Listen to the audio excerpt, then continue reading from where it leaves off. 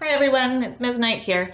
I'm here to teach you how to play the game called Addition Snap. For Addition Snap, the only thing you need is a deck of cards, and the jokers have to be removed. And in this game, face cards, so ones that look like this, are worth 10, and aces that look like that are worth 1.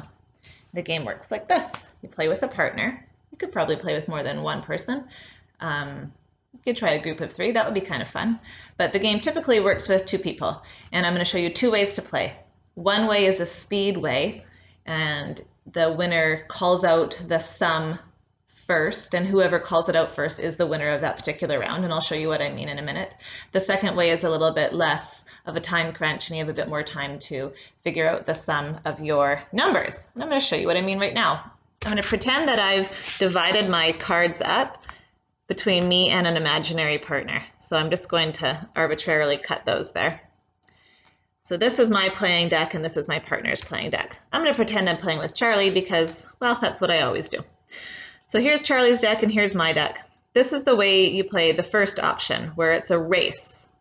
So Charlie and I would agree that we would count down from 3, and on 1 we would flip our cards. We would go 3, 2, 1, flip. And then as soon as we see the numbers, we have to add them up in our heads and call out the sum as quickly as we can. And let's pretend that Charlie called it out before I did. He called out 15 because 8 plus 7 is 15, and he managed to shout 15 before I did. That means he wins that round. So then we would flip again. 3, 2, 1, flip. And then we would call out 17, and whoever says the sum first gets to keep the cards. Well, what happens if you go 3, 2, 1, flip? Well, this is a silly one, but let's pretend we make a mistake, because who cares? Mistakes happen. 3 plus 1 is, let's say I shouted out 5. I was so excited just to beat him, I shouted out the wrong answer.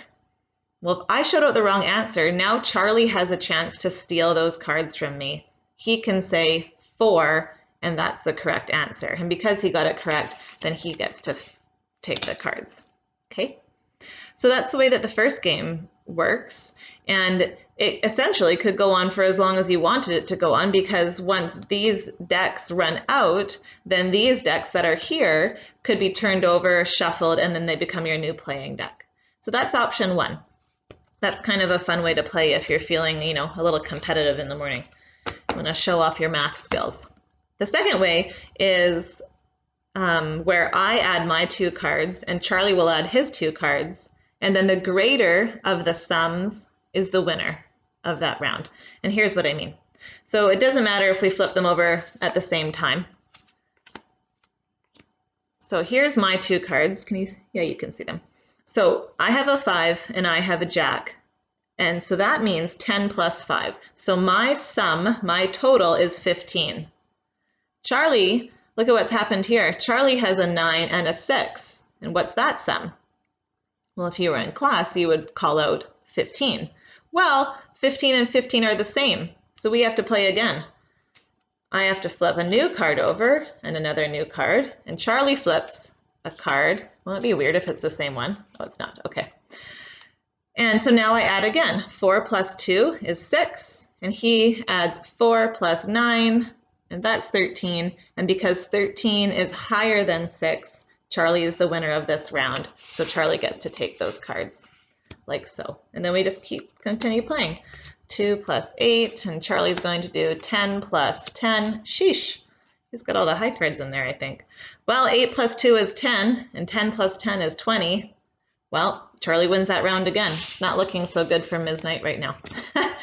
Anyways, that is how you play Addition Snap, and that is your hands-on math activity to practice today after your math assignment. You could practice it tomorrow too.